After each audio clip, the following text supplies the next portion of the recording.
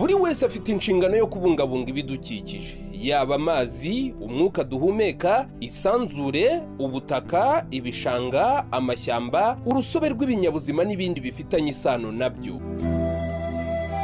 Ibidukikije inkingi y'iterambere rirambye ni ikiganiro cy'ikigo cy'igihugu cyo kubungabunga ibidukikije REMA.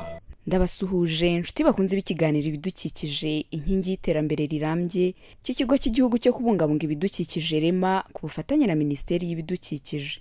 Parike ni bimwe mu byanya kamere by'u Rwanda bibumbatiye urusobe rw'ibinyabuzima bitandukanye ndetse bifite uruhare rukomeye mu kubungabunga urwo rusobe, uruhare mu buzima bwa muntu n'igihugu muri rusange. Mu Rwanda hari parike zitandukanye zirimo parike y'Akagera, iy'Ibirunga, iya Nyungwe n'iya Gishwati Mukura. Izi ni indiri y'urusobe rw'ibinyabuzima birimo inyamaswa z'amoko atandukanye nk'inguge, isha, inyoni z'amoko atandukanye ndetse n'ibimera. Si ibyo gusa kuko zifasha mu kubona umwuka mwiza uturuka ku biti byo mu ishyamba. Ibyo biti kandi bigakurura imvura abantu bagahinga bakeza, ndetse bimwe muri byo bikavamo imiti. Biciye mu bukerarugendo kandi parike zinjiza amadevize azamura ubukungu bw'igihugu agateza imbere abaturage by'umwihariko abazituriye. Raporo ku bidukikije y'ikigo REMA yo mu mwaka wa 2021 State of the Environment and Outlook Report yerekana ko u Rwanda rwashyize imbere ubukerarugendo burambye, hongerwa umubare w'ibyanya bikomye nka parike n'uburyo bwo kubibungabunga. Hashingiwe ku kamaro parike zifite haba ku rusobe rw'ibinyabuzima ku bazituriye n'igihugu muri rusange, Leta y'u Rwanda yashyizeho ingamba zitandukanye ndetse n'amategeko agamije kuzibungabunga. Mu kiganiro cya none turasobanukirwa uruhare parike z'igihugu zifite mu kubungabunga urusobe rw'ibinyabuzima, uruhare rw'imiryango itari iya leta mu kubungabunga urusobe rw'ibinyabuzima n'inyungu zigera ku baturage igihe rubungabunzwe neza, icyo amategeko ateganya ku mikoreshereze y'ibyanya bikomye birimo na za parike n'ibibujijwe kuhakorerwa. Nguhaye ikaze. Parike kimwe n'ibindi byanya kamere bifatwa nk'indiri y'urusobe rw'ibinyabuzima bitandukanye ndetse bikagira uruhare rukomeye mu buzima bw'abaturage n'igihugu muri rusange. Iyi niyo mpamvu Leta y'u Rwanda yazishyize mu cyiciro cy'ahantu habungabunzwe mu buryo bwihariye kimwe n'ibindi byanya bikomye nk'uko Minisiteri y'Ibidukikije bisobanura. Parike y'igihugu cyangwa icyanya kamere ntayegahezwa byose bisobanurwa mu itegeko nimero 064 akarongo 2021 yo kuwa 14 z'ukwezi kwa 10 2021 rigenga urusobe rw'ibinyabuzima. Kuri byose bifite intego imwe igamije kubungabunga ibidukikije, urusobe rw'ibinyabuzima n'indiri z'urusobe rw'ibinyabuzima, ariko nk'iyo urebye kuri pariki z'igihugu usanga zibungabunga ku buryo bugari.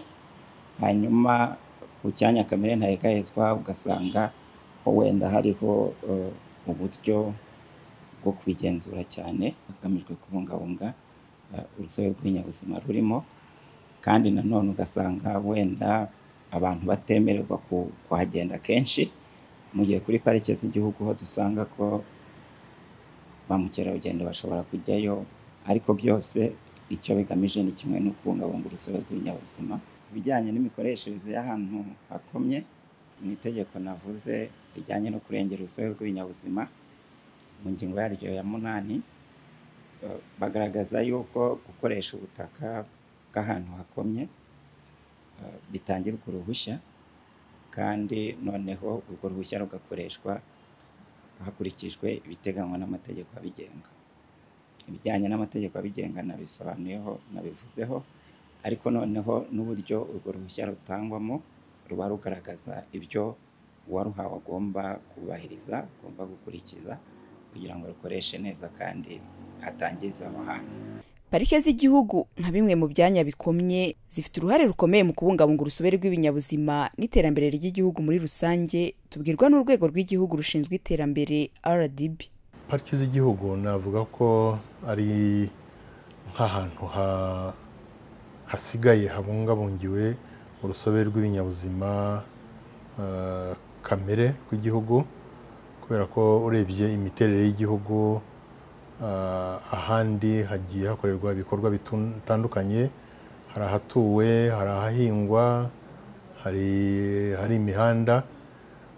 Noneho muri pariki z'igihugu niho nibura tugishobora gusanga urusobe rw'ibinyabuzima bitabangamiwe. Niba ari ibimera, nta bimera bishya by'ibyaduka bijyanwamo muri pariki, habamo ibimera kamere byaho bya gakondo. Niba ari inyamaswa, ntabwo byemerewe kujyanamo amatungo. Inyamaswa zirimo zibaho muri kamere yazo. Bidufasha rero mu kuba tubungabunga nyine uwo mutungo kamere w'Abanyarwanda n'isi yose, kugira ngo n'abazaza mu gihe kiri imbere bazabe bakibasha kubona. Pariki z'igihugu ariko nanone zifashishwa mu bikorwa biteza imbere igihugu binyuze mu bukerarugendo.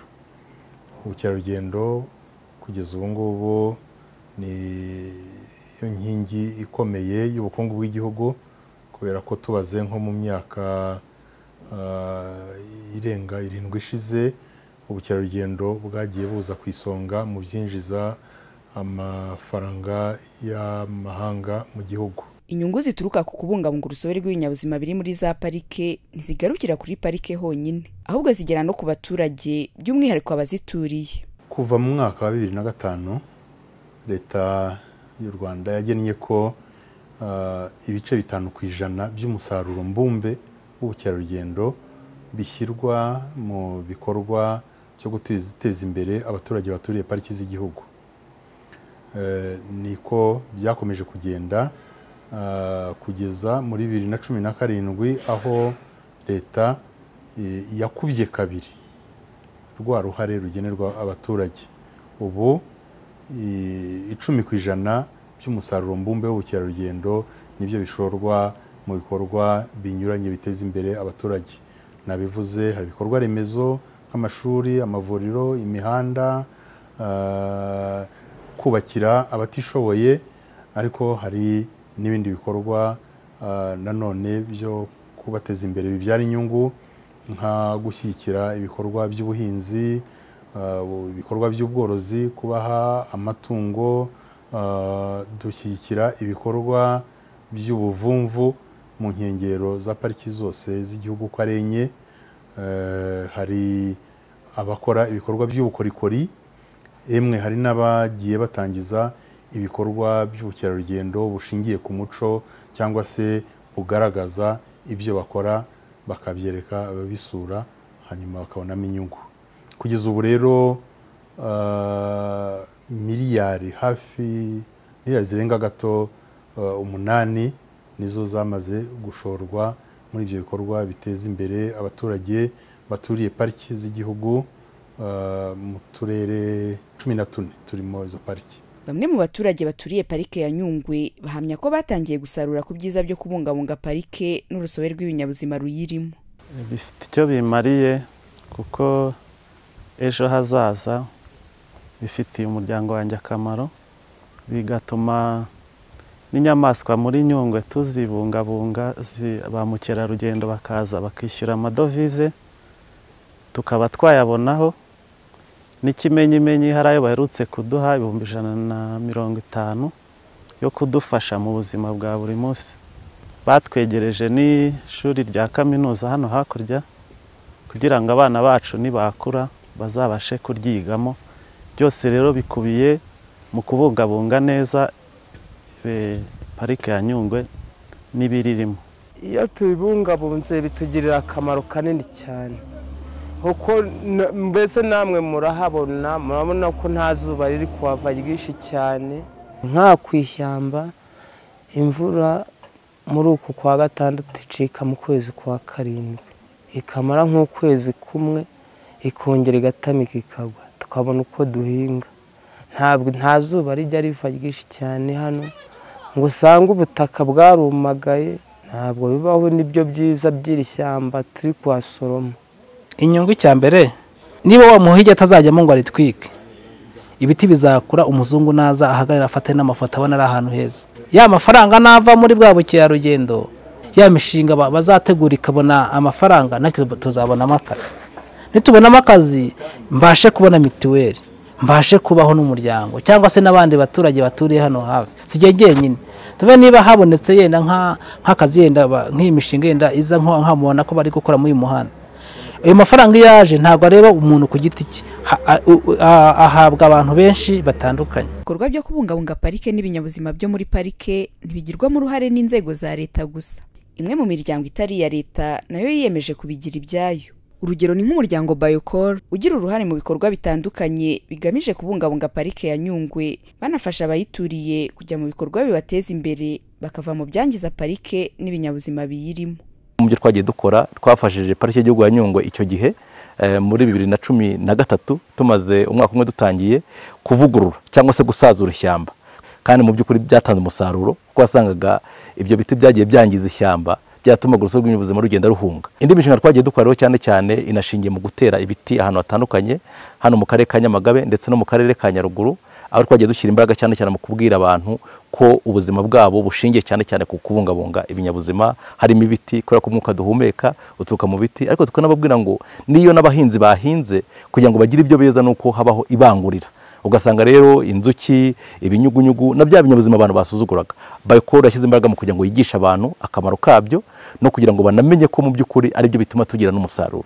Biocor rero nanone ubu muri iyi minsi rero dufite imishinga myinshi turi kugenda dukora, cyane cyane mu mishinga dukora ni ukwigisha abaturage kugira ngo bahindure imyumvire hagamije kugira ngo biteze imbere, babyaza umusaruro amahirwe ahari yo kuba duturiye Nyungwe. Icyo navuga rero icyo dukora nuko abantu bahoze ari abahigi turabigisha tukababwira ukuntu guhiga ari bibi, ku buryo bagiye bahinduka, bamwe baradusubiza n'ibikoresho, ndetse no muri mize iri hano hirya ibikoresho abahigi bagendaga bakoresha kuri Nyungwe barabidushubije kubera ko bari bamaze guhinduka. Uro bisigaye navuga ko ari nk'amateka, tukagenda twigisha n'urubyiruko kugira ngo rumenye ko guhiga ari bibi. Hashingiwe ku kamaro n'inyungu igihugu gikesha parike, leta yashyizeho ingamba n'amategeko bigamije kubungabunga ibyo byanya, ndetse muri ayo mategeko dusangamo ibikorwa bibujijwe gukorerwa ahantu hakomye tubwirwa na Minisiteri y'Ibidukikije. Ahantu hakomye hari ibikorwa bitandukanye bibujijwe kuhakorerwa, birumvikana ibyo bishingiye ku miterere yaho uko haba hameze, bigaragara ko hakorewe mu bikorwa mu buryo budakwiye bishobora kuhangiza. Rero hari ibikorwa bibujijwe, muri ibyo bikorwa twavuga ibijyanye n'ibikorwa by'ubucukuzi bw'amabuye y'agaciro na kariyeri, hakabamo ibikorwa kandi bijyanye n'ubuhinzi n'ubworozi, hakabamo ibikorwa bijyanye no kuba abantu bacukuramo, bagira ibintu bashaka gutabururamo cyangwa se kubakamo, ibyo bikorwa nabyo birabujijwe. Hari ibikorwa by'ubushakashatsi nabyo birabujijwe, hakaba kandi n'ibikorwa bijyanye no kugurutsa indege aho hantu butumburuke bugufi, ndetse n'ibindi bikorwa byose byagaragara yuko bibangamiye aho hantu, bibangamiye imiterere y'aho hantu. Gusa icyo nakongeraho ni uko ibi bikorwa bishobora kuhakorerwa ariko byatangiwe uruhushya. Ikindi gihe iyo nta ruhushya rwatanzwe ntabwo biba byemewe kuhakorerwa. Wari uzi ko parike ya Nyungwe icumbikiye amoko menshi atandukanye y'ibinyabuzima utasanga ahandi, ndetse ko ibi binyabuzima bidufasha gutera imbere kuko bikurura ba mukerarugendo bakadusigira amadovize? Wari uzi ko 70% by'amazi dukoresha mu Rwanda aturuka muri Nyungwe, ndetse ko icumbikiye isoko y'umwe mu migezi minini ku isi ari wo Nili? Wari uzi ko se wagira uruhare mu kubungabunga iyi parike n'ibinyabuzima biyirimo, wirinda ubuhigi no gutema ibiti, ahubwo ugakora ibindi bikorwa biguteza imbere birimo korora amatungo magufi no gutera ibiti byera imbuto?